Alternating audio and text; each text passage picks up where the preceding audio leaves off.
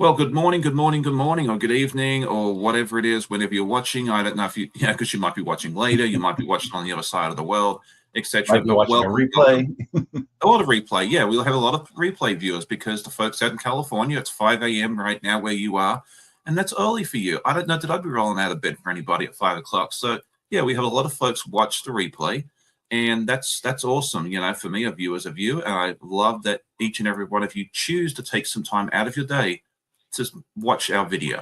So thank you so much for doing that. Anyway, I'm rambling on, so I'm going to pass you on over to Russ, who's been on with us several times before.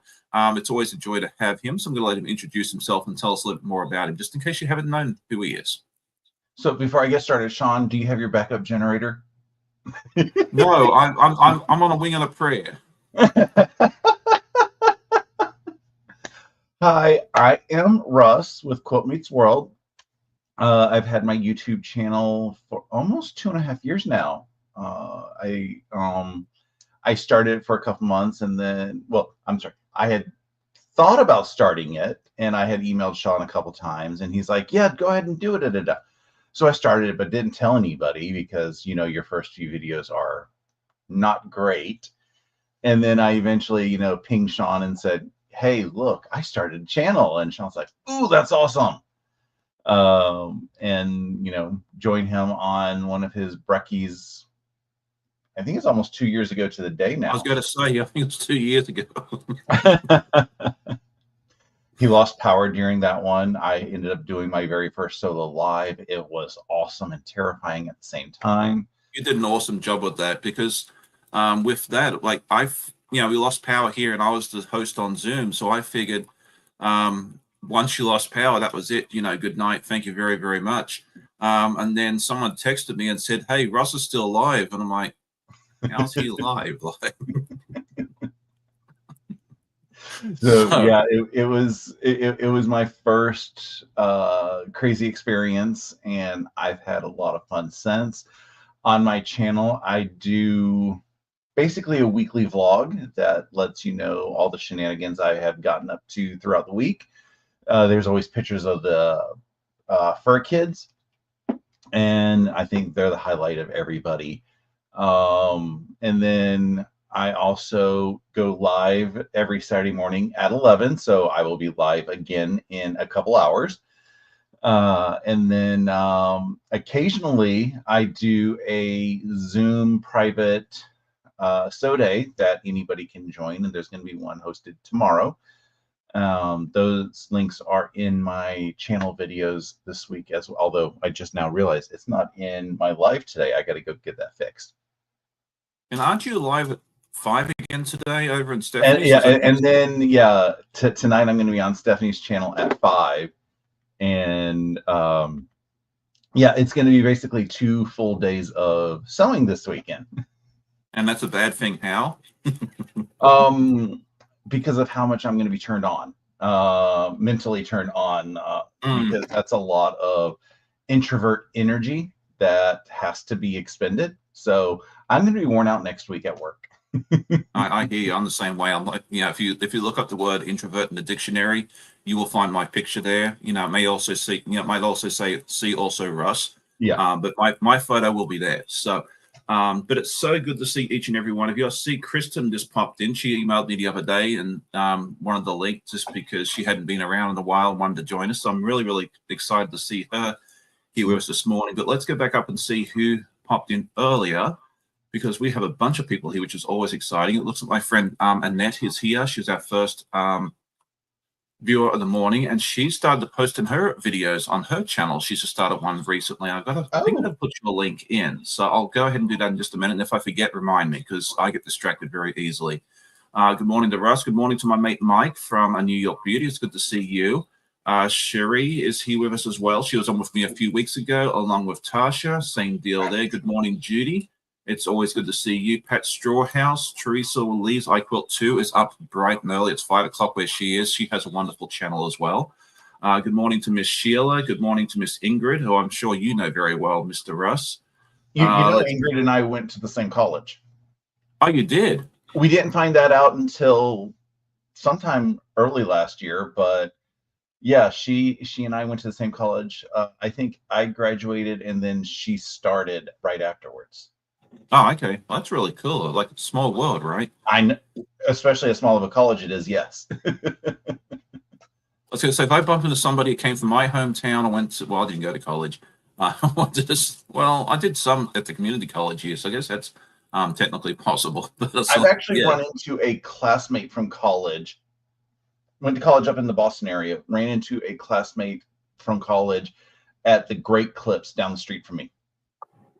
Oh, that's funny.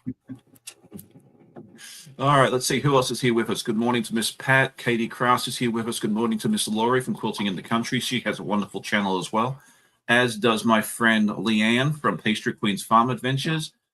She says hello, all lurking. I'll have to check up with her and see how she's doing with her sewing machine search, because hers broke shortly after mine. And then for anyone that's curious, which I think is just about everybody, the machine is in transit. We'll be seeing that very, very soon. I won't say when, just just in case it gets delayed or for security reasons. But we'll be seeing that very, very soon. So we'll do a big reveal video sometime in the next few days, hopefully, on that there as well. So I need to know, am I right with the machine? You got a machine that sews? Yes, I love that. You told me that the other week, and I was like, and I've been using it ever since. Anytime someone's asked, I said, look, I want to tell everybody at the same time, but yeah, I'm going to use what Russ told me, which is a machine that sews. The guy who sews with a machine that sews. I think this fits in beautifully. So absolutely fantastic there. Dragonfly Donna is with us. Good morning. Jackie is here with us as well. Good morning, Sue Ellen Quilt. Joyce is here with us. Good morning. Good morning to you.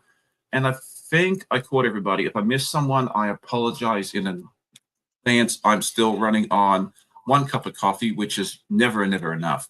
But there we go. All right. So, Russ, what did you bring along with you? You got your Coke. Well, I think we're out of Cokes in our house. What was I asking? You were asking what are you planning on working on this morning? That's it.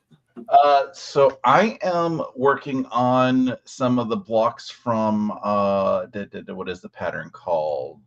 Star Cakes from Fat Quarter Shop. Okay. I have one block laid out, and I'm being very careful because I don't want to lose it. So this is the block that's laid out. It has, and I forgot again what the fabric line is, but it's going to be a graduation quilt for my cousin's oldest son, who is graduating high school in May. Or June. I forget if he's graduating in May or June. I'm not going to actually be at the graduation, so it's still got to be done while I'm up there. I know it's weird. So like some schools graduate in May, some in June. Like depends if it's public or private, what area it's in when they start. Because like I know in South Carolina, my sister-in-law's kids, they start in like beginning of August and they get out sometime in May, but our kids don't get out mid-June. So yeah, that was a little bit of a shock when I moved from South Carolina to Massachusetts, because South Carolina, it was, as you just said, beginning of August to in May, and then Massachusetts, it was beginning of September through like early June, mid-June. Yeah. And if you're confused, what I tend to do is look at the school website, because like we're trying to figure out what date a certain event was on for the girls this year, and like the girls thought it was in April. I was like, I think it's in May, and I'm like, I just went onto the school website and looked it up. So that's always an option there for you as well. I've had to tell my sister 3 times in the past 6 months when her graduation is. And it's only because I have to fly up there for a specific date. She's going to be up there either way. So, yeah, right. I've had to say, this is the day you're graduating. And we really didn't have a graduation thing. Like when I was in high school, they had some sort of fancy dinner or something, but you had to like rent a tux, and it was just like you sat around, and it wasn't like the graduation ceremonies here. Like you get your cap and gown, you walk across the stage, and they hand you a diploma. There was nothing of that, and really, I didn't. Yeah, it was weird. But graduations are always a much bigger deal here in the US. So I didn't go, and you didn't get your diploma until like 3 months afterwards. Really? Yeah, because I think the graduation ceremony, because our school year runs from February to December. It's a calendar year because that's the summertime is Yep. them. And yeah, like you did your exams in December. I think the graduation might have been was before. I can't remember, but we didn't get our certificates were mailed to us in like mid-January, and Interesting. so yeah, I was like, I'm not going to spend all this money and go to the stupid dinner when none of my friends were going anyway. Yeah, it was all the smart kids went. So it's like I'm not going to that. I went to work that night and earned money instead of spending it. So Nice. there you go. All right, what am I working on today? I'm a hot mess. Apparently, you miss a week of lives and you don't know what the heck you're doing anymore. So I had one of these left, the gnomes from Cotton Cuts. Ooh. I didn't feel like cutting anything last night for the live, so I was like, I always have these on backup. I have to go buy some more because this is my last one, and so I figured I could just pull this out and start sewing on that. So we'll see you how have a far. boy or girl for that one? I have the boy. I like the boys on these better than the girls for some reason. I think the one that I have for July was a boy as well. Yeah, I've actually made this one before. I made it for Lorenzo last year, and actually he made most of it. And so I've got a second one for myself that I can, because what I want to do with them eventually is quilt them up a little bit and then use them on the front door as like door hangers. Because someone suggested that to me in a comment or in the live chat or something quite a long time ago, and I thought that was a really, really good idea. The ones that I have are going to end up going to my cousin once I get them quilted, and I'm going to give her the little quilt holders that you hang on the wall, so she can change them out every month. Oh, there you go. Because where she lives up in Massachusetts, she probably doesn't want to have it as a door hole on the inside of the door at least, or I'm sorry, outside of the door at least, because it gets to be really rough winters up there. Yeah. Well, so we got a nice storm door in the front of ours. So putting in, like, I wouldn't put it on there just if we didn't have a storm door or something like that. So, but I thought that was a really good idea. But I really would, maybe the quilt holder thingies you're talking about might be the way to go, because I don't know that I really feel like dealing with having to hand stitch a what are they called? The sleeve, hanging sleeve. Yeah, hanging sleeve. Thank you. See, I told you I'm on cup number 2, but apparently it's not kicking in quick enough. So yeah, that's kind of what my plan is. And I thought the other thing I like about these too is it's a really good way for me to practice my free motion quilting, because it has these designs on there, and you can sit there and play with it, but you're not having to quilt something enormous. So you kind of actually feel like you're getting somewhere with them as well. So there we go. All right. So it looks like Melanie Taylor popped in. Good morning to John. We were talking about you a little earlier on. John, it was always good to see you as well. Jean said they don't receive the high school diplomas at the ceremony. All we get is the cases that the diploma goes in. The diploma comes in the mail later. Okay. So you're similar to me. This public high school. I think I got mine at the ceremony, because yeah, our kids do. Yeah, because where I lived, the seniors got out, I think it was like 2 or 3 weeks earlier than everybody else. Okay. And a lot of it was so that they can make sure that everybody had the proper documentation, the graduation stuff, the rehearsals, and everything else. And like the teachers had that time to make sure, anybody who passed, so that they didn't send folks across the stage and then you find out 2 weeks later you didn't have enough stuff to graduate. Yeah. I'm almost certain our kids I know like Simon got his graduation diploma last year, but because our kids are exchange students, they don't get a diploma like that, like a traditional student does. They get it looks like a diploma, but it's more like a certificate of achievement or something like that, because they don't have all the credits here in Virginia to graduate, and because they're on a exchange year, it basically tells them they went to school in the US for a year, and it looks like a diploma. And if you didn't know any different, you'd think it's one, and they love it, so that's so all. It's like an honorary degree that you would get from colleges. Exactly. Yeah, I think that's the best way of putting it. So, and the kids know that going into it, like they know they're not getting a official diploma that you could use for a college or anything else like that. So, but they do get their official diploma from their school in their country, right? I'm assuming the classes that they take here or the year that they take here goes towards that diploma. Depends on the country. Some countries count it, some countries do not. Like our girl from Poland, I think this was more like a gap year for her. Like, I don't think they counted it. The Czech Republic, where Simon came from last year, they did count it, but he had to go back and do extra exams, and he had to take very specific courses here for it to count. I think some of the Asian countries are like that too. Like, if they have kids from like China and Taiwan and stuff, they have to take very specific courses or do additional courses in their home school during the year. So yeah, some of them count. I think like our girl from Macedonia, it counted, but we had to send a special, we had to get it like certified by the education department up in Richmond and so forth. It just all depends on the country. It's really interesting and strange. Some of them just say, yeah, just counts. Some of it doesn't.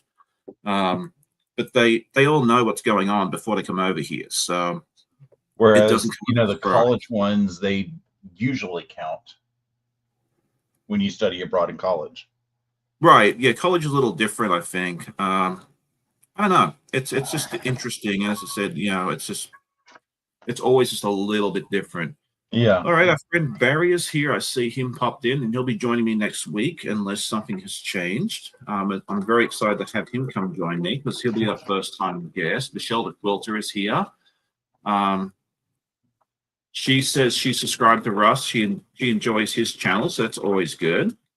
Thank you. Certificate of attendance. Mike said we got an empty diploma case and a threat to behave until the end of the ceremony. LOL. Yeah, I'm sure they would. They would have, if we did like a proper ceremony like that, they would have told us the same thing. I guarantee it, especially me, because I wasn't the world's best behaved student. I was bad.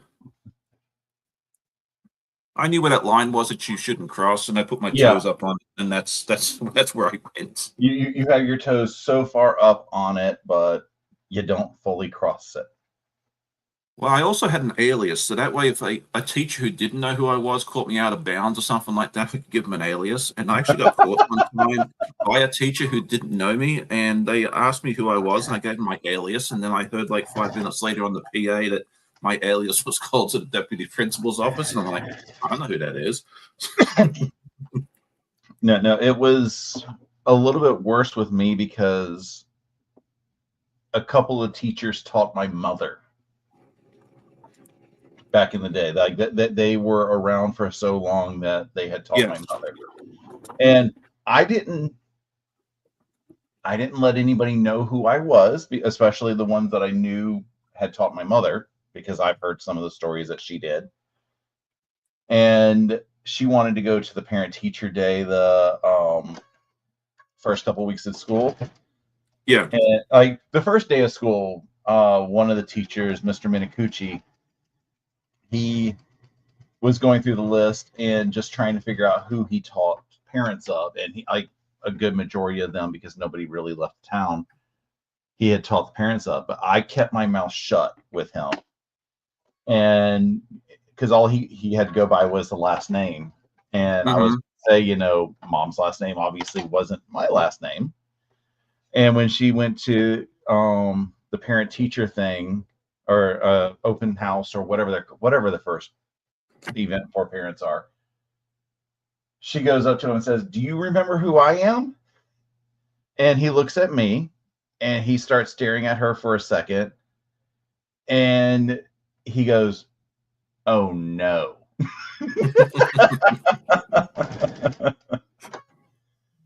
Yeah, my poor sister got stuck because my sister's like 12 years younger than I, and my brother and I were both like, we caused our own fair share of trouble. And so, yeah, she had the little sister syndrome where all the teachers knew the last name. And yeah, poor thing. I never paid attention to ask my sister if she ended up having little sister syndrome with the teachers. I know some of my teachers she did not have because she went, well, I also was only there for 2 years, so there was a small number of teachers that she would have had the chance of having Yeah. that I had. And like she took Spanish and I took French, so we didn't get the same foreign language teacher.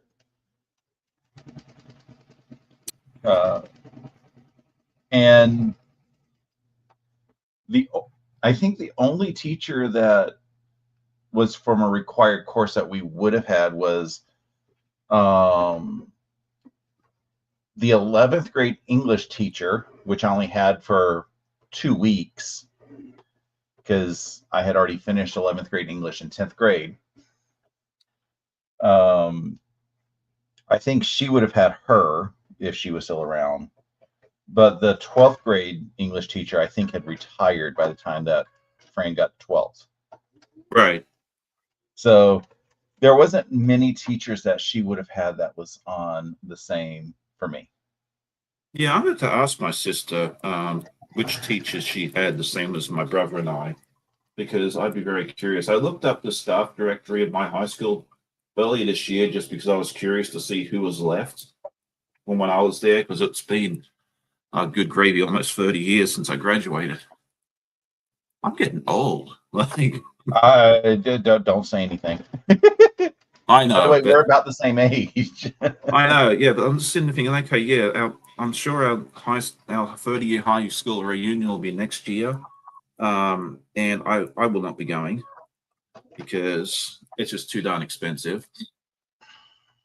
But yeah, there's one teacher left, and interestingly enough, it was my home economics teacher. Huh.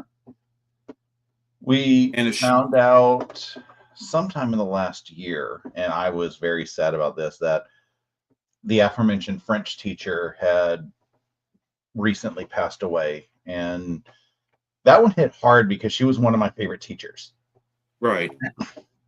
Yeah, we always had that one favorite teacher. Occasionally, I would even be wondering, what happened to Madame Bage? And my sister sent me the news article when it happened, like a couple days after it happened and stuff. And I was like, that makes me sad. Of course, I had to send it to all of my French class friends to make them sad as well. Yeah. Yeah, I don't know what happened to all my teachers. I know my principal, he passed away a few years ago because he actually, my high school principal taught my dad when he was in high school, but it was in a totally different city, like 300 miles away. So that was interesting having the same teacher, because it's very unlikely for that to happen. So the whole Saved by the Bell syndrome. I guess so. Yeah. Denise was asking if you were a troublemaker, Russ. I think we both were in our own little way.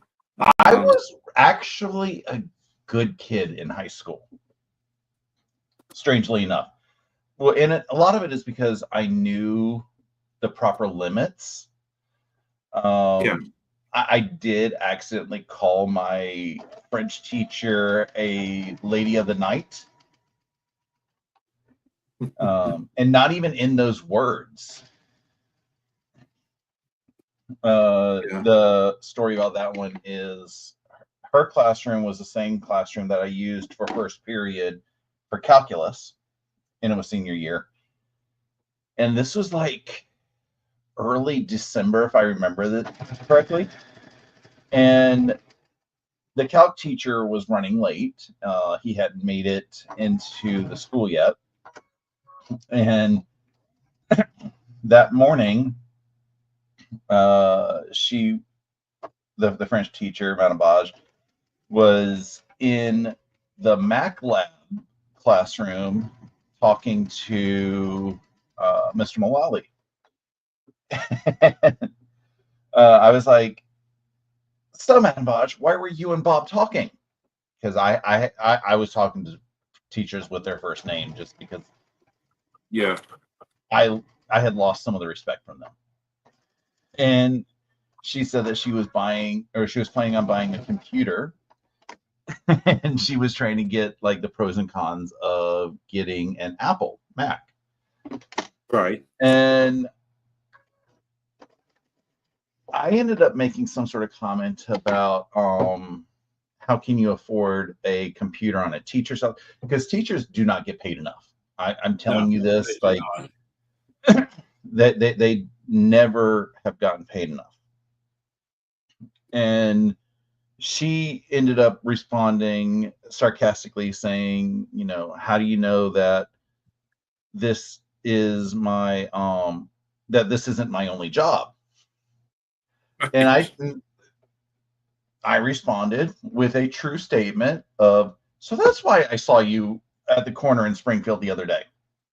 Oh, jeez. And the entire classroom went, oh. And I was like, okay, what did I say? What did I say? What did I say?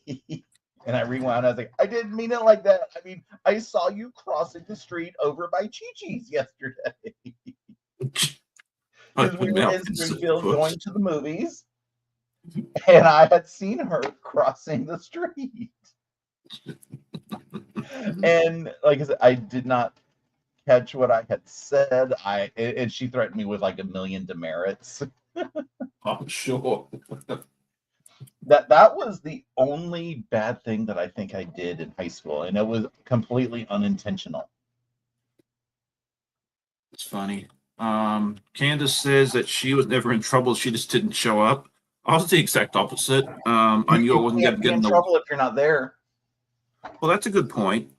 Well, I figured I wasn't going to get the math award or the science award, the German award, or anything else there like that, but I could get the perfect attendance award. So that was my and I actually got the perfect attendance award, I think, in ninth grade, and I had to go to a ceremony to go collect the award. And I'm like, no, I didn't show up to it. I'm like, I'm not sitting around in this ceremony for 3 hours to get a piece of paper. They can just give it to me on Monday. I'm terrible. Let's see. Aaron Frieder is here. Good morning to you. Let's see. I know I'm missing people, and I apologize. Good morning to Miss Brenda. It's good to see you. Good morning, Miss Laurie.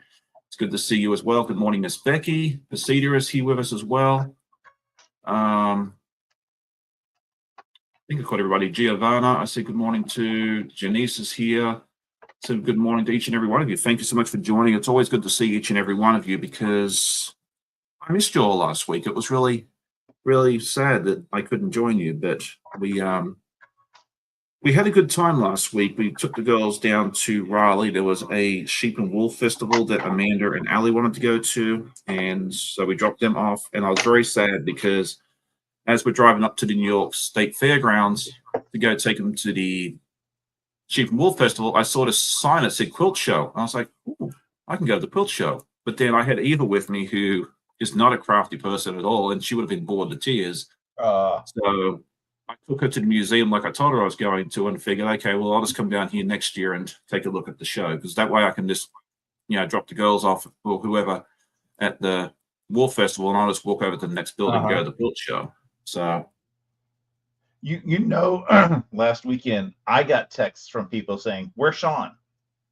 And I was like, I don't know. I'm not his keeper. Well, I intended to put in a video out, saying, hey, no live family event. Here's something for you. But I ran out of time. I had like double the workload I normally have that week, and I just I couldn't catch up. So I'll try to be more prepared next time. I think it's really sweet that, everybody like people come out and ask, hey, is everything okay? Like I got text messages too, and I'd answer them, when we stopped, because I don't text and drive. I'm a good boy. I might have been a bad boy in school, but I don't want to attract the attention of the Virginia State Police or the North Carolina State Patrol or whatever they call themselves, for the thing there. So Margie says she's lurking while making biscuits. Okay, I'll duck over to Margie's house afterwards. Oh my goodness, I saw a recipe that I want to try. Okay. Making French bread, but instead of using bread, use biscuits. Oh, that's an idea.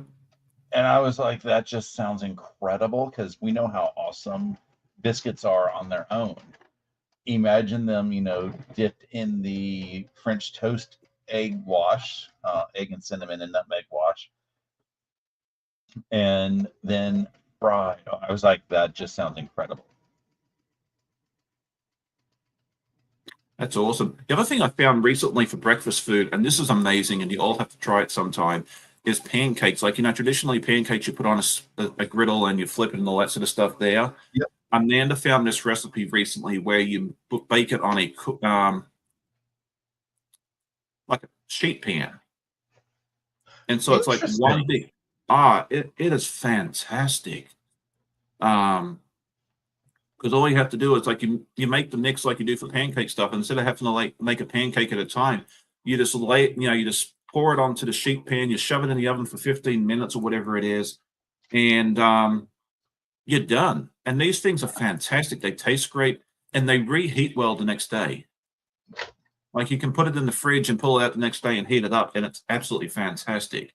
Awesome. So yeah, I'll have to grab that recipe sometime and share that with you because yeah, I'm not making pancakes the traditional way ever again because this is so much easier and you don't have to worry about it. Like, sometimes like for me, like with pancakes, I don't know what it is. I'm probably just bad at cooking pancakes. The first 4 or 5 aren't very, very good. It seems like it has to sit for a while it's and supposed congeal. to be the first one is your experiment, but after your first one, if your number 2 is coming out wrong, you're doing something wrong. Number 1 always comes out wrong. Yeah, it's always like my last 1 or 2 are great, and the rest are just they're okay, but they're not great. Now, I'm a sheet pan pancake man for life now. So there you go. Christina says she was at the quilt show last Saturday at Raleigh. I may have driven past you. Who knows? I said I'd heard of that quilt show. I knew it was like a couple of weeks after Raleigh, but I didn't know it was the same weekend. Interesting. Okay, then, So next year I'll go down to Raleigh for QuiltCon, and then we'll probably just go back down there we will because I'm sure Amanda and that will want to go down to the quilt show again. Not the quilt show, the yarn show next week. So whenever it is. So yeah. Yeah, I wish I'd known ahead of time. But as I said, I thought about taking Eva there, but I was like, that poor child is going to be bored to tears. I've already drug us 3 hours down here. I can't be that cruel to her, That would be wrong. So I've done the first row. I actually did get something done. I think this is really nice with the gray, the white, the red, and blue. So Rita says there's a quilt show happening in Vegas this weekend. Yeah, I'd love to go, but that's a little far. I don't want to sit on a plane for 6 hours. So I'd love to see pictures, but I won't be going to that one. But Vegas would be fun to go see a quilt show. I have knife block finished, first one. Oh, nice. So that means I've got 5 left to do. And I have a few of them already strung together. So. Oh, excellent. So I'm trying to concentrate, so I have to pull out my very, very bestest friend. All right. So we got this and that. And so what have you been up to recently, Russ? Have you got any exciting projects you've been working on that you want to share, or? The majority of my life the past couple months have been graduation quilts because I can't change those dates. Right. I did get the big giant ones, the queen size ones, out to my friend Stephanie for long arming because she queen size is too big for my long arm. And I figured if I'm going to be paying somebody to do my long arming, why not pay a friend who I know does something good? Exactly. That's the way to do it. So those should be back early April, I think. That's good. And then what else have I been working on that's been kind of crazy? The Kona 2025 Block of the Month has been going on. I'm doing those the last Sunday of the month on my channel. Right. And I have friends joining me on those because I guess I convinced people to buy them. And they're like, we should be doing them together. And I'm like, okay. So that is going on. Oh, so do I have a picture? Do I have a picture? Do I have a picture? No. Not in my reach. Oh. Let me make sure. There it is. Oh, excellent. So back in, I think it was November. If it wasn't November, it was the previous time before that when David came and visited. We ended up going to one of my favorite quilt shops up in Cumming that I spent way too much money when I was out with Candace. And I bought a pattern that is a 12-month block of the month pattern. Obviously, it didn't have the fabric with it. And this is the pattern. Well, that's pretty. And I have recolored it thanks to EQ8 and being able to translate some of these slightly insane instructions. And it's only slightly insane because they are difficult to draw in an application that I don't have a lot of familiarity with yet. So when Camille Roskelley's Summertime Fabric comes out next month, I am buying some fabric, and I will be starting that block of the month starting in June or July. Well, that'll keep you busy for a while. I haven't decided if I'm going to do it once a month, like it's a block of the month, or if I'm going to do it every 2 weeks or what. I'm definitely not going to do it every week because that is way too much time to be spending on this when there's so many other projects. So I am very excited that I will be working on something that I am partially designing. I didn't design the block of the month, but I have picked out the fabrics and I have completely recolored it in those fabrics. And in one of my recent vlogs, I think it was 2 weeks ago, I had thrown a picture of the recolored version in the vlog. So I've kind of hinted at what it's going to look like to folks who have paid attention. Yeah, I need to catch up on your vlog because I haven't seen this week's one yet. So that'll give me an excuse to go take a look. And I'll put your channel link in as well. Oh, and I meant to say this earlier too, but if you have a channel and you want to put your channel link into the chat, please do so. It should be exclamation point and your first name for the vast majority of you. And if we don't have one for you, we'll have to fix that real quick. Because I don't know we have one for Annette, but let's go ahead and fix that real quick.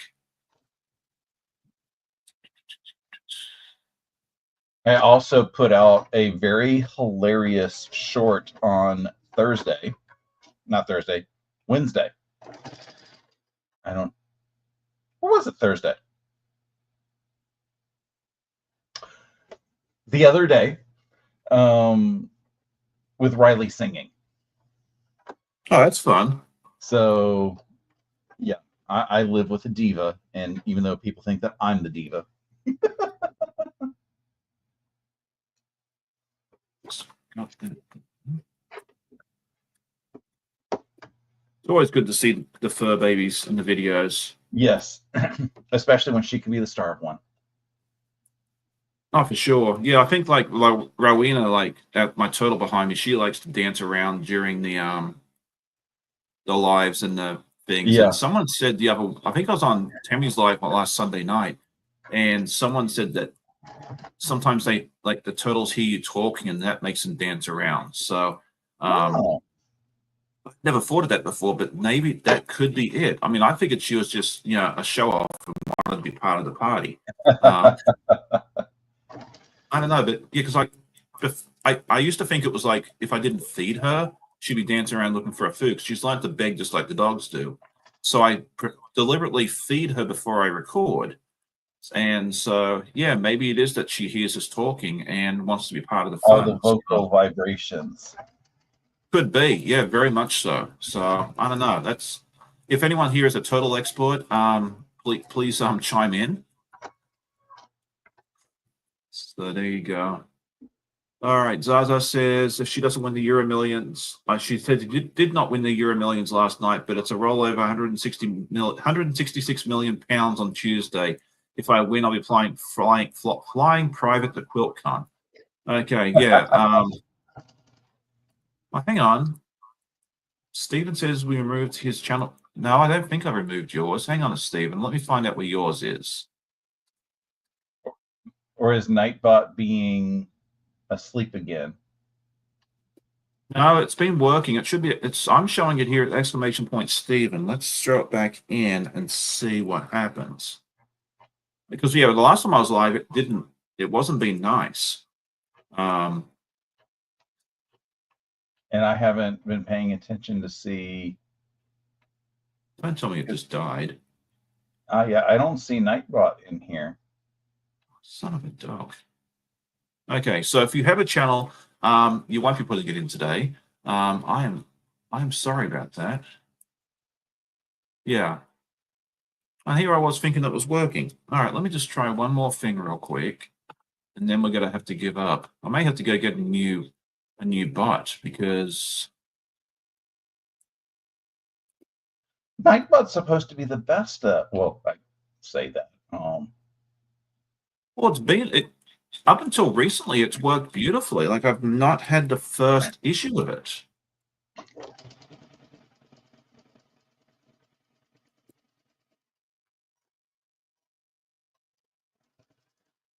This is so strange. She said it didn't do a nets either. Okay. We'll try one more thing and then we're just gonna have to wave the white flag. Yeah, Steven says Nightbot's had some problems recently. Yeah, it's not working. Okay, so we'll just have to yeah, move on without it. Okay, so all right, I might have to go look for a new thing up very soon because yeah, I rely on that a lot to do everything. It does a wonderful job because you can just type in, you know, I've got everybody's stuff set up. I don't know, maybe it likes to sleep in on Saturday mornings. I think it was working for people on Sunday night and Saturday afternoon. I don't know, maybe it likes a vacation day. Who knows? Anyway, so we will move on. It's not the end of the world. We'll still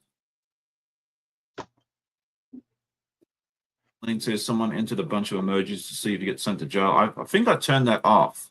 I know at the beginning, like when I first set it up. Oh yeah, well, the Nightbot timing people out because. Yeah, you can adjust it. So your Nightbot's not working today anyway. So if you want to put some emojis in and have some fun, be my guest.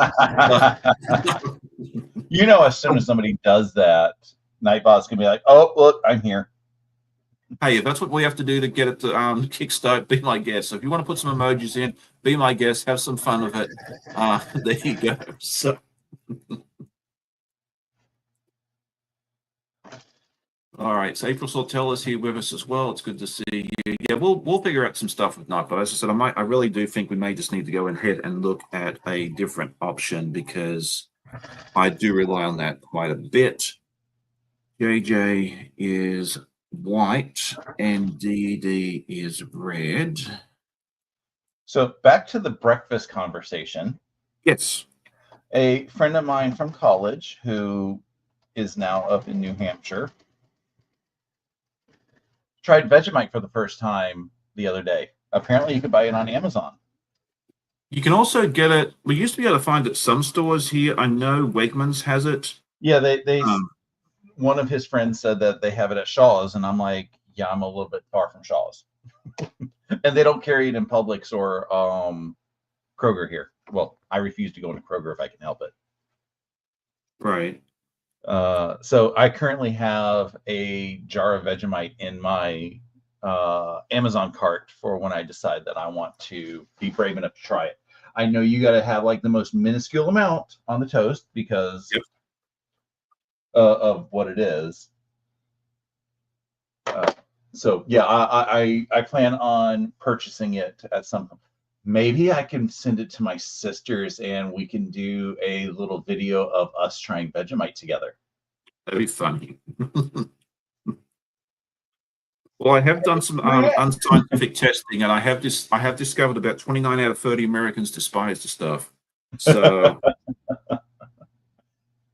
what you might want to do is maybe buy it in early February of next year, and then that way, if you don't like it, you can just bring it to QuiltCon and give it to me, like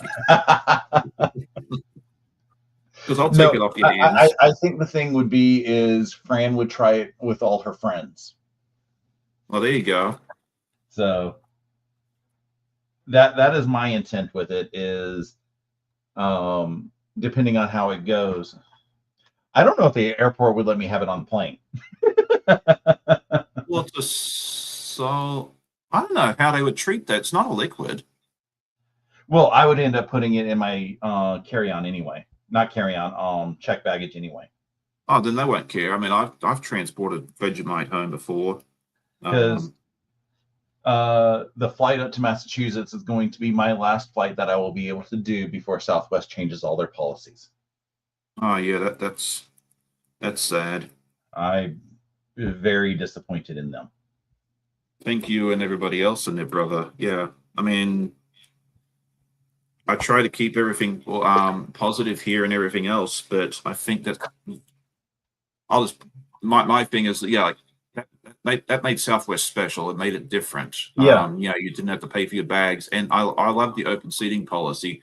I could probably get it. I'm probably be okay without the open seating policy, but yeah, like you always paid a little bit more for Southwest, but then like your bags are free. But now if they go to charge like everybody else, I'm not going to make a special fly Delta. Yeah, I started doing a little bit of flight comparison because I had to fly up again next year, and you know, I've loved Southwest, but I am not going to, if I have to pay for baggage, which I'm going to have to get quilts sent up there somehow.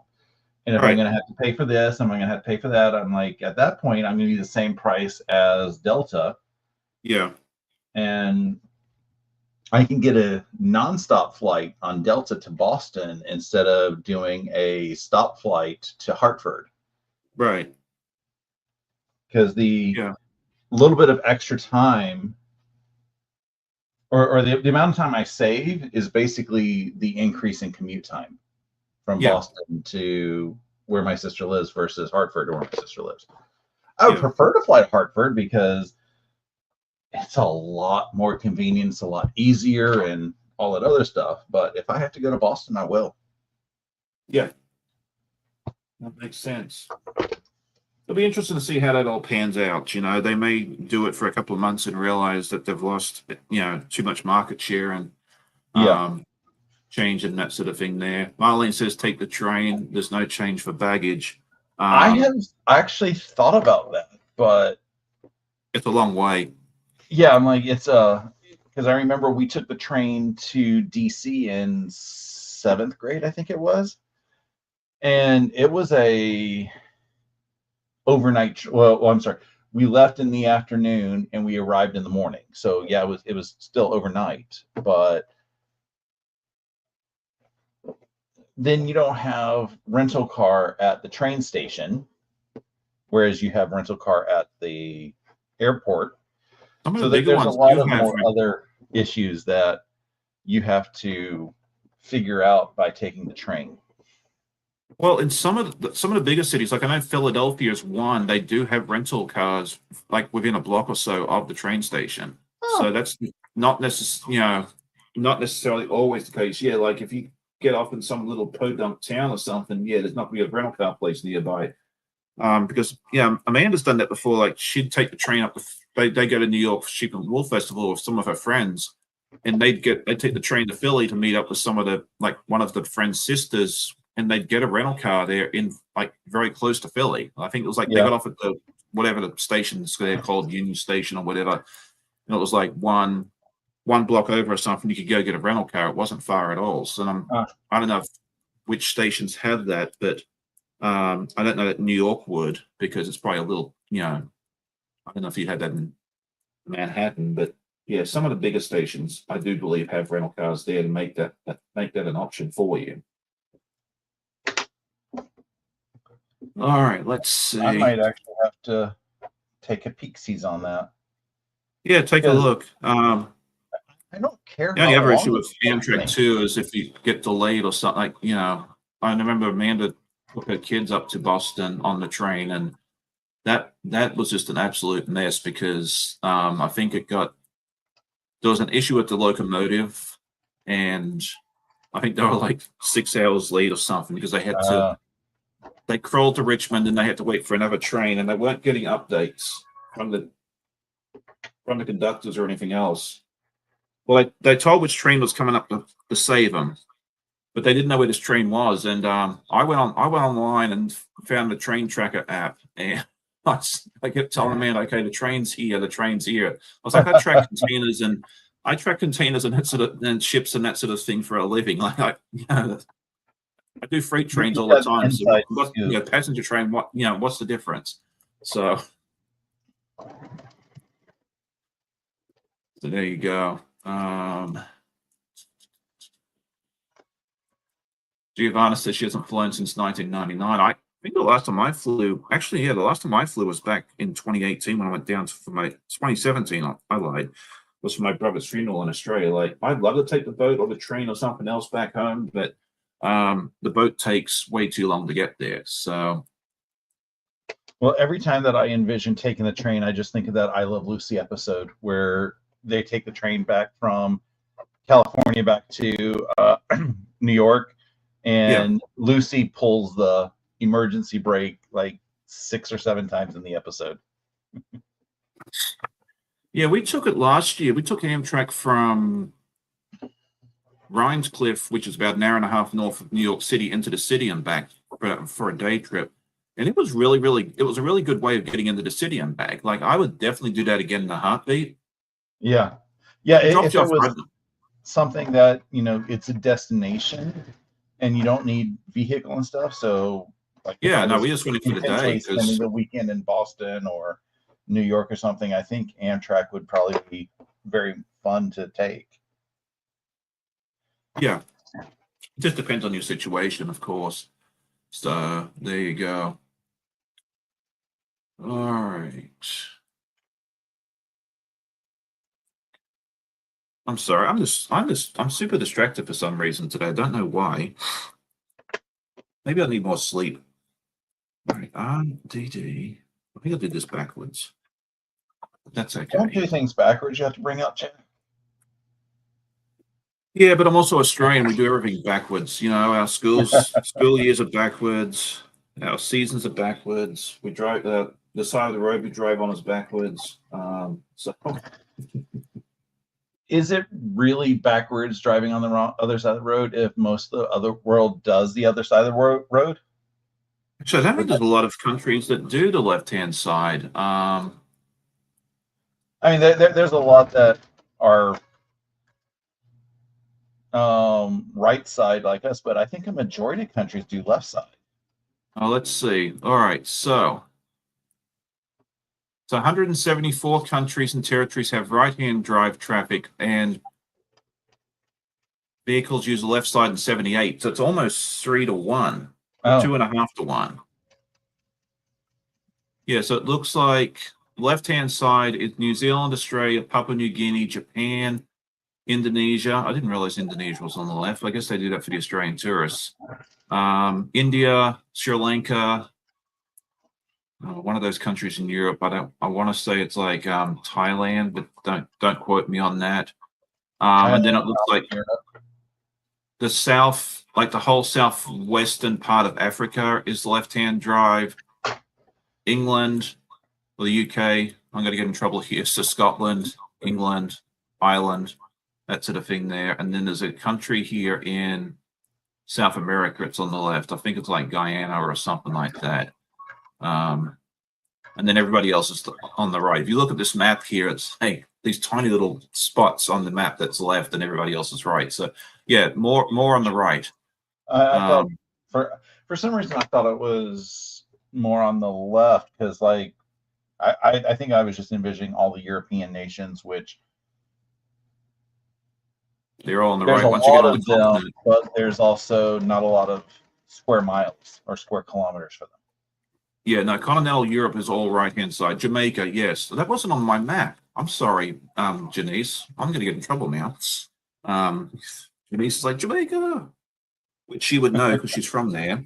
Yeah. I've got that. Giovanna says she learned to drive on the left. I did too. I've actually driven more years and more mileage and everything else on the right, but I still have trouble crossing the street. So even though I've been here pretty much half my life, I have to look like both ways 6 times now to make sure I don't get run over. I mean, in some states, that's the safest way to do it. Oh, it is. I was going to say, first of all, people drive crazy around here.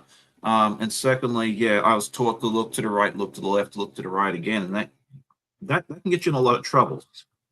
In Sydney, like downtown Sydney, they actually got things on the sidewalk where you start to cross, it says look to the right. Really? Yeah, because I guess they've had a few too many close calls with tourists down there. So I thought that was a smart idea, put it there so that way if you get hit by a car, they can't say, well, you didn't, we didn't know. But the hardest part is having the bulk of the vehicle when you're driving on your opposite side. Like your lane placement's all off until you get used to it. Yeah. Because like the first time I drove here, I was going down I-66 toward DC, and Amanda's yelling at me because she's like, pick a lane. I'm like, what are you talking about? Whoops. So there you go. Yeah, I was gonna say, if you're driving, you end up positioning yourself towards the center. But yeah, if you're on the interstate, you don't have opposite traffic to kind of orient yourself with.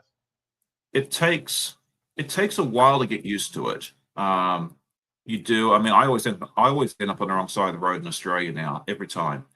So yeah, who was it? I think Zaza said that Norway used to be on the left, but they changed overnight, and apparently it was chaos. I actually watched a video on that recently. Go look that up. Yeah, when Norway changed it overnight, apparently, like they said, okay, this date is when we're changing from right to left. They actually shut down all the roads for a few hours while they changed all the signage and stuff.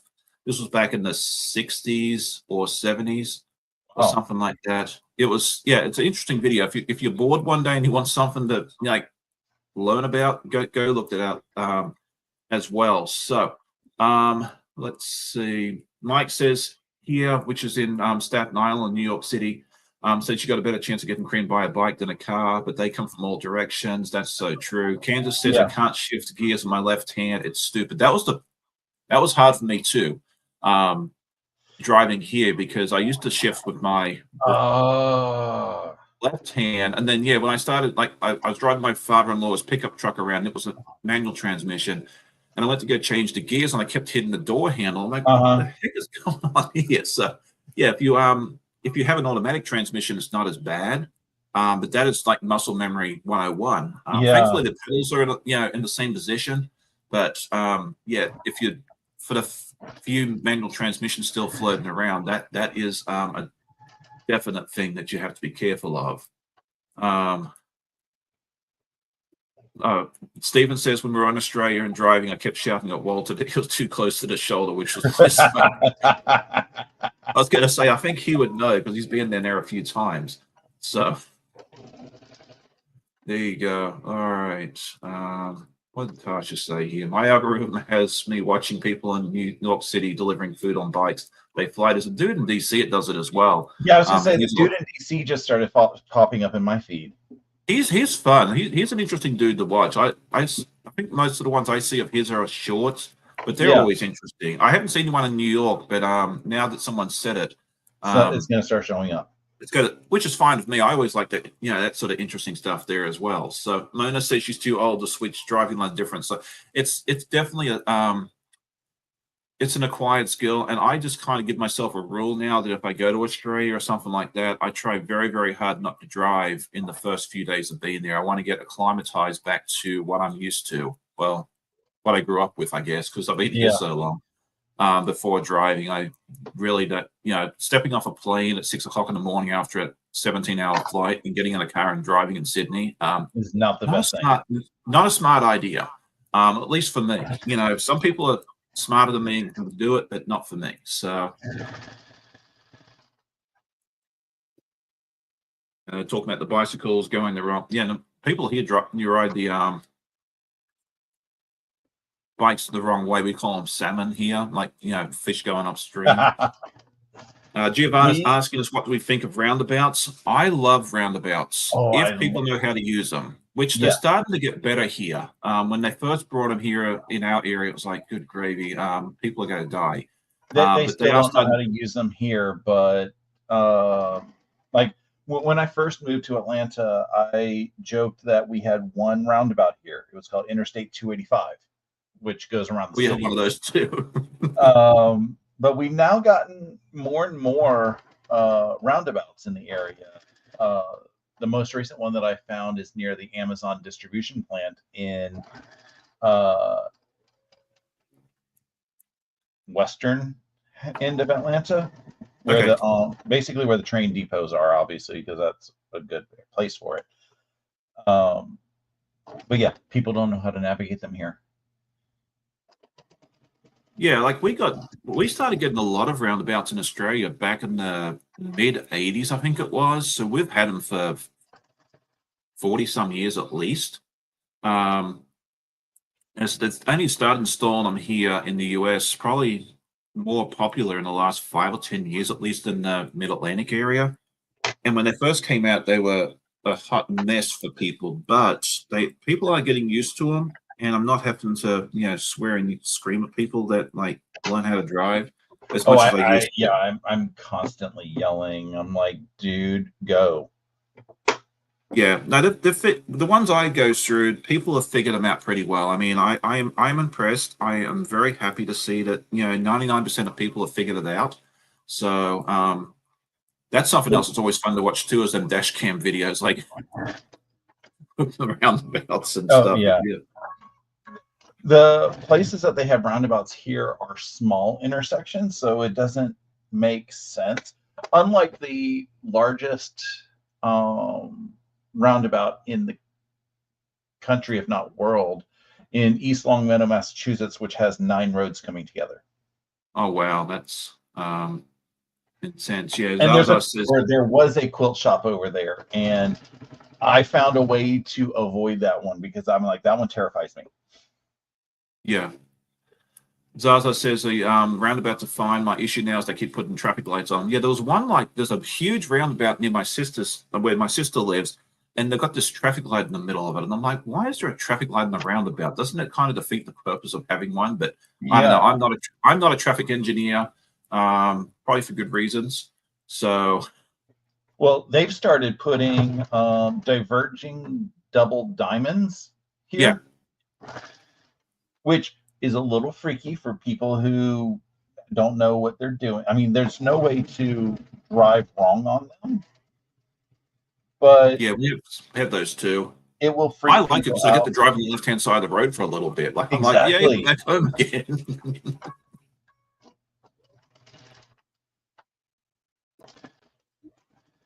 So there you go. All right. So here we go. All right. Zaza says it's not on holiday. She finds hard driving on a different side as when I get home. Yeah, I have trouble when I go back on the left side for some reason. So I don't know. We're all different. It's interesting.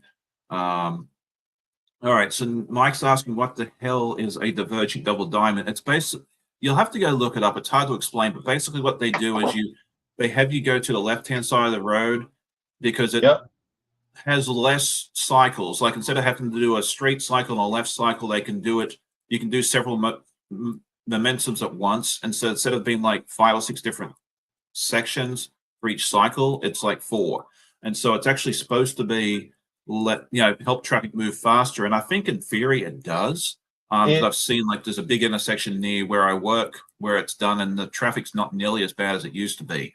But go look it up on YouTube, and it will explain it a whole lot better than I can. Because again, I'm not a traffic engineer for very good reasons. Although sometimes I think I could do a better job than some of the cities around here. So maybe they should I wouldn't mind their paycheck either. Because those people make some pretty good bank. So, all right. But then again, I'd probably be called out in the middle of the night, fix stuff instead of being able to sit here and sew with you people. So maybe, yeah. Giovanna said she's never seen it. It's only something fairly recent here in the US in the last 5 or so years. I think people will start seeing them more and more because I think they do work. It's just a little bit. I think they It's started in the Midwest. probably a lot of that stuff started in the Midwest, and like we've got one that's almost like a Michigan left. Like you, if to turn left, you have to go past the intersection, then turn, and then there's like a U-turn thing, and then you turn right as well. So yeah, that intersection has the double diverging diamond on one direction, like north and south, and then the east and west is the Michigan left or whatever it's called. So so you never know what you got to find here on the Brekkie, the guy who sews, because sometimes we talk about food, sometimes we talk about travel, and sometimes we talk about the different type of road structures we have in our respective countries. Rita said that she thought I lived in Australia now. I used to. I grew up there, but I moved here to the US a long time ago. 2001. I don't know, 22, 20, 23, almost, 23 years ago. So there you go. But yeah, I still have the accent, so I do throw people off. Someone called me British the other day, which is fine, I've been called a lot worse. So why is Donnell says hello to everybody. She is chat invisible today. Why is that? It won't let her for some reason. That's weird. I saw a message from her earlier, and I was like, I don't know what's going on here. I haven't banned her or anything. I know that much. Someone else had that issue a few weeks ago where they couldn't get on, and they thought I'd banned them, and I'm like, no, I haven't done that. I remember a conversation last year from somebody at QuoteCon who was trying to chat in somebody's live. I don't remember the who's and that. Whoops. She is showing hidden. How did that happen? All right, tell her to try again now. That is the weirdest thing. It said she was hidden. Interesting. Okay, yeah. All right, so. Is Nightbot listed as hidden? I don't know why she was listed as hidden. That's the weirdest thing. So there you go. And a lot of people think I live in Canada too, because at work, because I deal with Canadian customers and that sort of thing there. Like they'd ask me what the weather's like in Halifax. I'm like, I don't know. It was nice the last time I was there 10 years ago. So people ask me if I banned it. No, I went into my settings in for the channel just to see what was going on, and it said that she was hidden. Donnell said, "What you banned me? I thought we were friends." I don't know. I don't remember doing anything. YouTube's been doing some weird stuff, unsubscribing people and everything else. And apparently, it decided to do something with you. I don't know. I'm very sorry about that. It was not intentional. I promise. You haven't done anything to upset me. Don't know. I just thought I'd go in there and take a look and see. I was as surprised as anybody else. But I'm so glad that Donnell's here. It's good to see you. And if you have, if you want to, go check out her live at 10 a.m. Eastern as well on a Saturday morning. Talking about people thinking me a British and that sort of thing there. I get a lot of people. I've had like probably 10 people over the years think that I'm from Boston. I don't hear it. I know that's the face I usually give people too. So I think it's how I say certain words that sounds almost Bostonian. But yeah, a lot of people have said, "Are you from Boston?" I'm like, "No, I've been there once for like 6 hours on a cruise ship." That's the only time I've ever been there. My wife's been to Boston more than I had. So when I end up in Boston, I think it was 10 years ago now. I went to the college that I graduated from just because I wanted to tour to see, what my so many dollars had done to it. And I end up asking a question, and then everybody is just staring at me. I was like, okay, where was my accent when I just said that? Because my accent will just shift like crazy. It'll go for sure. Southern to Boston to Western Mass. Yeah, it's funny. So back to traffic. Yes. Atlanta made the New York Times mini crossword puzzle today. I know, you sent me that last night. I thought that was really neat. Because the clue was something like the place that has 71 roads named Peachtree. And it is not an exaggeration. Oh, I believe it.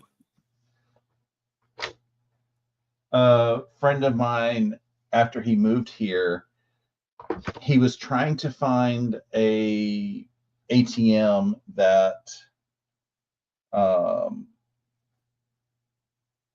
he could use for his credit union without getting Right. fees and stuff. And they were telling him it's at it's something such in Peachtree. And he goes, I don't know how to tell you this, but I'm at the corner of Peachtree and Peachtree. And they were like, huh?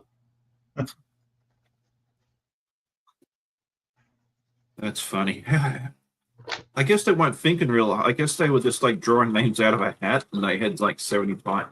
I don't know. Like that'd be confusing to me.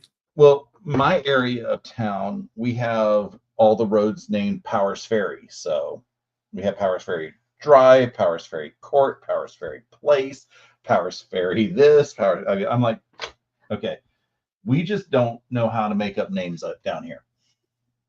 Well, it wouldn't be as bad today because, like, we have this wonderful thing called GPS. You know, we have Google Maps, we have Waze, we have Apple Maps if you want to get lost, that sort of thing there. But what would have happened back in the 90s and 80s and that sort of stuff there when you had them paper maps and you had like 71 peach trees? Like, where were these people then? Like, they weren't really thinking very hard.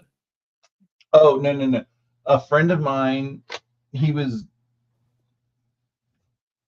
think he was heading for a job interview, or he was heading for, maybe he had the job at the time, but he was trying to get to an address on North Side. And he calls me and goes, where is this address? And I pull it up. I'm like, it's where you are, according to MapQuest or Google Maps, whichever the provider was that we were looking at. And he goes, there's nothing here.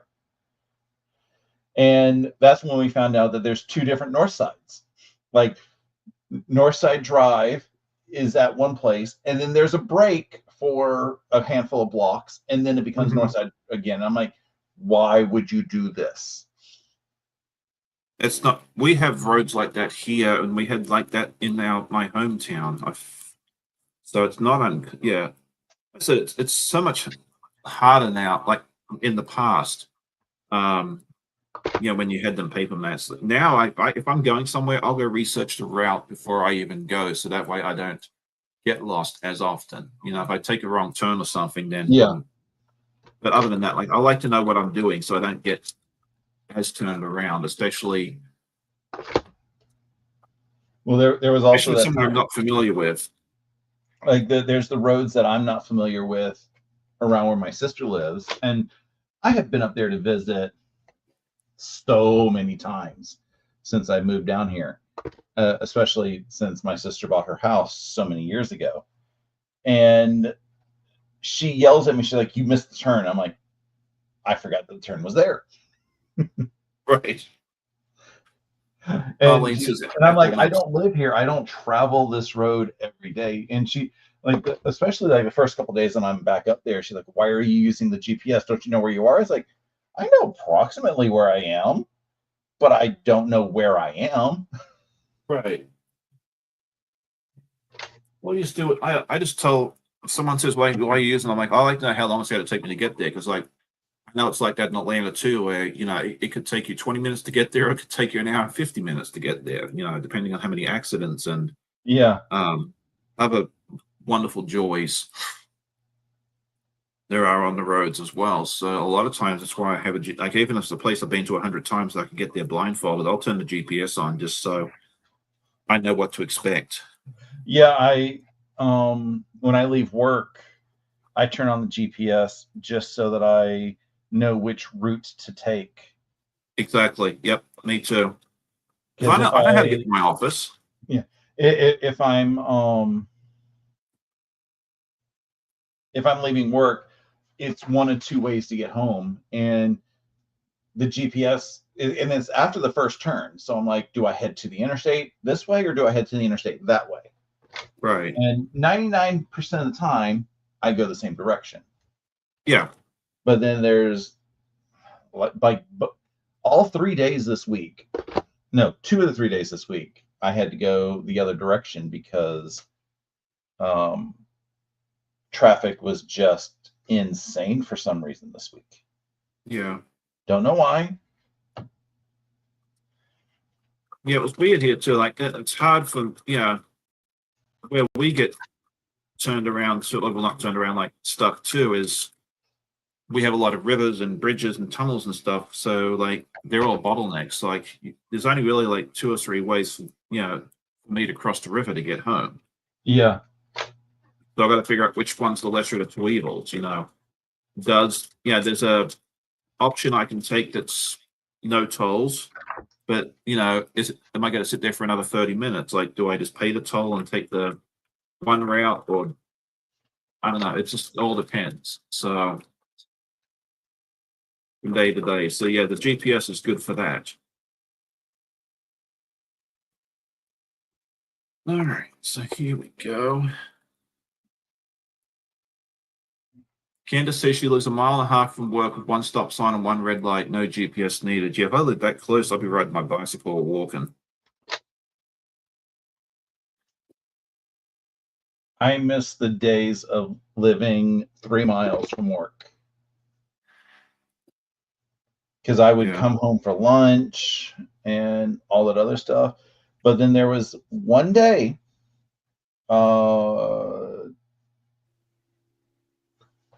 it took me 2 hours to get home because there was a oil tanker that flipped over on the interstate. Whoops. And that caused the back roads to back up. And there's only one route when you live that close. Like, I can't get there from here. I had pondered, abandoning my car at work and there was no way to easily turn around. But I had pondered doing that. But then I was like, but then I have to get back here to pick up my car. And that's a lot of work as well. I did that once. Back when I was in Australia, we had we lived in a river town. So like, you got a decent amount of rain, it would flood. And actually like I lived on the other side of town from where my work was, and you had to cross the main bridge, and they were getting ready to shut that down with flooding. And so I was like, I can either stay here at work for an undetermined amount of time, or I can walk home. And so I left a car at work because I was on high ground and just walked home. And then I went back later that day and picked up my car once the flood waters went down. But I didn't know if it was going to be up for 6 hours, 12 hours, 2 days. That sort of thing there. And then one of my previous jobs, I lived across the street from work. So I used to walk because it actually took me longer to drive there than it did to walk. Because from leaving the apartment complex, you have to turn right, go down to the light, make a U-turn and come back. And especially if I didn't feel like doing deliveries that day, I'd leave my car at home because it was like, Sean, it's time for a delivery. I'm like, I haven't got my car today. You need to send someone else. I'll stay here and look after the kitchen. Like, I don't know if they ever tweaked on that I was doing it deliberately, but I definitely did it. I miss the days of good public transit, but yes. I get jealous of my coworker who takes MARTA every day. I'm like, I wish that I could just take MARTA, but then he will text us and be like, okay, we have been stuck at this station for 20 minutes now. I don't know when I'm going to make it there. It's hard. I would like to take public transit, but from my house to my office, I think Google Maps says it's like 2 hours and 45 minutes or something each way. I'm like, yeah, no, thank you. I'll be good. I would have been happy if I 3 miles from the office, they were trying to get us to take public transit by giving us incentives. And I said, it's going to take me 3 hours because I would have to walk from my apartment to the main road to catch the bus to Arts Center, not Arts Center, to Cumberland. Then I have to take the bus, another bus from Cumberland down into Arts Center, and then I would have to go from Arts Center to the Perimeter Station on the subway, and then take another bus from Perimeter Station out to where I worked. And I'm like, I could have walked that. There's no way I'm going to do the public transportation option. Yeah, they were talking about doing a light rail extension out to where, like, just down the street from the office. And if they ultimately, the people voted against it, unfortunately, but that would have been nice because I would have driven down to where the ferry is and then taken the light rail all the way to the office. That would have been sweet. I would have done that every day without question because it would have been so much easier than sitting in traffic all day, you know. But yeah, alas, if I had any type of option to get to public transit, I totally would, but because I miss the days of riding on the commuter rail. The conductor got to know all of his passengers, so he only checked our passes the first day of the month to make sure that we bought new passes. And I would just be sitting there playing on my Game Boy. Yeah. While they commuter rail, I think it was like a 15-minute ride from the commuter rail to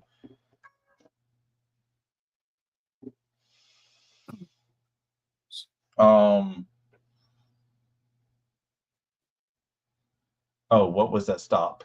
Davis Square. Porter Square.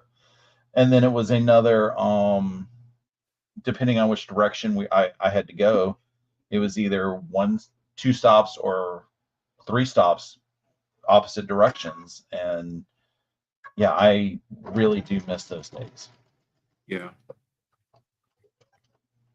I know it's always nice, like you go to those bigger cities like DC, New York, and that sort of thing there, and they have the nice transportation. It's always nice to be able to use that. So, like when we go to Washington, we used to stop at the first metro station and park the car and just drive that around. Same thing in New York. I've gotten pretty good at navigating the New York subway system. When my sister got married, one of my gifts to them was basically an evening in Boston where we went out to dinner, and then I took them to go see Blue Man Group. Okay. And we drove into the Alewife station, the end of the Red Line. And her husband was like, "Why are we parking here?" I'm like, "Because we just take a couple stops down to Harvard, and that's where we were going to eat. And then we just hopped back on the train to the theater district, and we can go see the show. And then it's so much easier to get back out. And I have no idea where to park in downtown."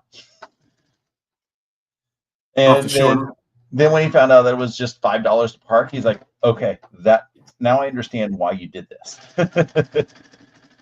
Well, it's like that in Toronto too. Like we went up there, back in 2018. We wanted to go and see a Blue Jays baseball game, and I looked at the price of parking downtown. It was like $50 or $60 to park down there, and the traffic in Toronto is horrendous. And we were staying out in Mississauga, which is about 30 minutes outside of the city, and they have a commuter rail system like most big cities do. And I think the return tickets for the 3 of us was less than the parking. So we just we just took the commuter rail. Like, you hop on the train, it drops you off right there at Union Station. It was like a 5-minute walk to the stadium. It was fantastic. And they had trains like every 20 or 30 minutes. So you weren't like, we missed the one going back by the time I bought the tickets, but it was only like 20 minutes for the next one. So by the time we walked to the platform and that, it was right there. So and it's in a lot of these cities, it's a great way to get around. Unfortunately, Atlanta is not one of those cities. If you want to go to the airport, it's great because it will, like, you can get dropped off inside the airport. But then it's you get somebody to take you to the MARTA station and drop you off and then pick you up on the way back? Or do you park at the MARTA station overnight, however many hours or how many days? Because it's MARTA stations are free for a single day, but I don't know what the cost is. Or at least the MARTA stations that I would park at were free Right. for the day. But then there's all of these other things that you got to do, and I'm like, that's just too much work. If I have to Uber myself to a MARTA station, I'm just going to Uber myself to the airport. Right. You might as well make it easier. So there you go. Linda says she hopes to retire completely next year, so I can quit full time. That'd be nice. I'd like to retire next year too, but that's not going to happen unless the lottery people happen to call me up and say, "Hey, you won," even though I don't buy tickets. Hey, I won the lottery the other day. I know, me too. A whole $1 on a scratch ticket that I didn't buy. So. Oh, okay. I was thinking of those nice people to cash it in. Mine always are the internet lotteries over in Nigeria or wherever it is that tell me I just need to send them a $249 fee so I can get my winnings. We have a real estate agent in the neighborhood, and she will send every year for St. Patrick's Day a scratch ticket and a card saying, don't forget I exist, as if we can forget that she exists. And I scratched it, and I was like, oh, look, I won a free ticket. Oh, there you go. So I got to remember to bring it to QT when I go get my beverage, because this is basically gone. And tell them they're like, I have no idea what ticket I want. Pick a ticket for me that I can cash this in for. Right. So there you go. Melanie says she's been lurking and been sewing. That's awesome. So I've made a little bit of progress on mine. So I've done this much. Nice. Yeah, it turned out really nicely. And then I realized I'm going to have to pull out my very, very bestest friend because I used the gray instead of the white on the next row. But that's okay. I have 2 blocks completely done, put together. And then I have I'm sorry, I got 4 blocks because these just need to be pressed. Oh, very nice. So I just got, I got to press these, and I've got one more web together, and then I got to lay out the last block, and then I can start putting this one together. Very nice. Well, I've just also realized that I have messed this up quite significantly because the gray and the white are almost identical. And this one down here is this one here is gray, but it's supposed to be white. And same deal here, but I don't know that I'm going to change it. It may just without actually seeing what the end is actually supposed to be, it's hard to decide if you want to change it. I don't think I'm going to worry about it because I think it's just going to give it some texture and make it unique. So I don't know. And that's a lot of ripping. I got to rip a lot out to make that little change. And like this white, these two are supposed to, this one here is supposed to be gray instead of white. Yeah. I don't know that I care enough to fix it. Yeah, because it's ripping bits. It's ripping. It's not a lot to rip, but it is ripping. Yeah. You don't have to rip the entire row out. You just have to rip out 1.5 block on the horizontal seam. I don't know. I'll think about it. But I might just leave it and make it a happy accident because I think the only person that ever notices me and that I care enough to to worry about it. Because yeah, these two are wrong. These are supposed to be white instead of gray.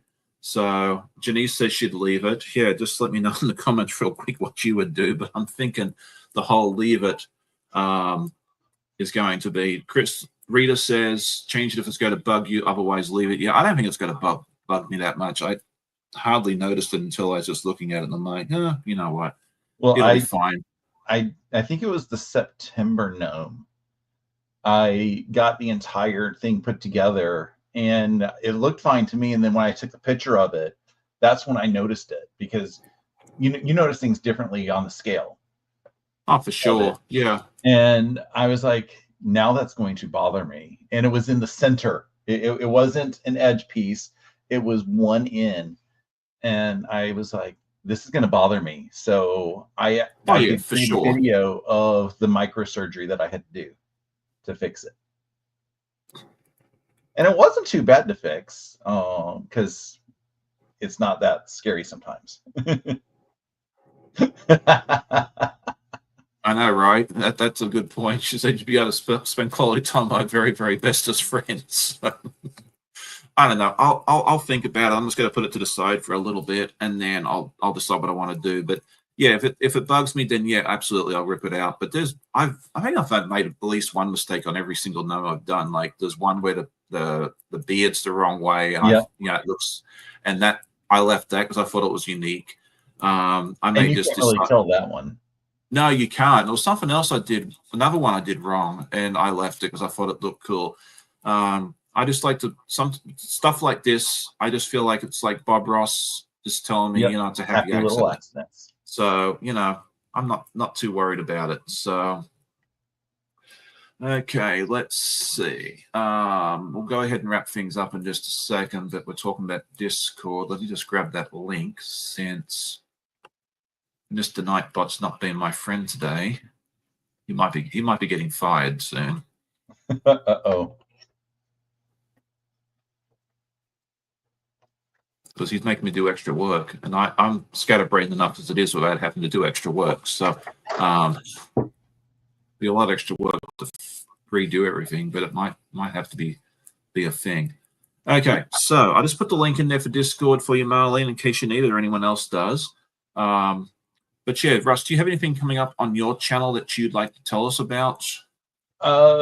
It's just, an exciting, busy day today at 11 a.m. Eastern. I will be joined by my friend Stephanie of Quilting with Stephanie Stitches, and we will be working on month 10 of the Bumbleberry Pie block of the month. It's something that we both enabled each other on, and we're very excited that we're almost done with it. That's awesome. And then, as I said, tomorrow on my, it's not even going to be on my channel, but it's through me. I am hosting a Zoom sew day for anybody who wants to join. It costs absolutely nothing. You just join in by, there's a link that's going to be in my vlog, Wednesday, and I need to remember to put it into today's video for the live. And you just come in, say hi, so chat with everybody. We're all friendly and everything, so it's always a lot of fun. And then every Wednesday I release my weekly vlog of the shenanigans that I have been up to throughout the week. And then next Sunday is going to be the Kona 2025 block of the month on my channel, and I haven't figured out what I'm doing next Saturday for my live. Oh, sometimes I don't realize what I'm doing for my live until like the night before. Like I just pull out something that I want to work on, and sometimes I know earlier in the week, and sometimes I figure it out the night before. So nothing wrong with that. And people show up, I believe, just to come hang out and listen to us chat and stuff anyway. Exactly. So I think that's that's fine. I mean, I know some folks like to do solo-alongs on their lives, and that's fantastic. But yeah, for me, usually you just see what I'm working on. So, and it's kind of like a little surprise. Forrest Gump says it's like a box of chocolates. You never know what you're going to get. So there we go. All right. So I'm going to duck off. We do have some events going on today, as usual. Usually it's live and then run away and do something with the kids. I need to go get my hair cut because it's been, I think, 8 weeks or whatever it is, and it's time for that to happen. So come back tomorrow morning. I don't know. When did I go last? Sometime in January? I'm every 4 weeks, so. Oh, yeah, well, apparently my stylist is telling somebody that I'm like one of the longest, like with her guy clients. I'm one of the longest ones that go longest between, because Amanda and I go to the same styles at the same time. We just book back-to-back appointments, and it just works for us. And it starts to get a bit long at this point, but it works out nicely. Plus, it saves me a bunch of money not having to. If I don't go every 4 weeks, my hair is just. Although I've been growing my hair out, but it's still. If I don't go, then things just don't style well. Yeah, I can make it about, this is about as long as it can get before it gets unruly. Now, when COVID happened, so it was like 6 months. That was a hot mess. But you know, there you go. Anyway, we'll go ahead and say goodbye. Thank you all for joining us today. If you're watching the replay, let us know what you're watching. It's always nice to hear a comment. Hit that like button. If you enjoyed the video, it helps us out immensely. And I will see each and every one of you tomorrow morning for my podcast. I hope you all have a great day. Happy sewing, and we'll see you all next time. Bye. Bye.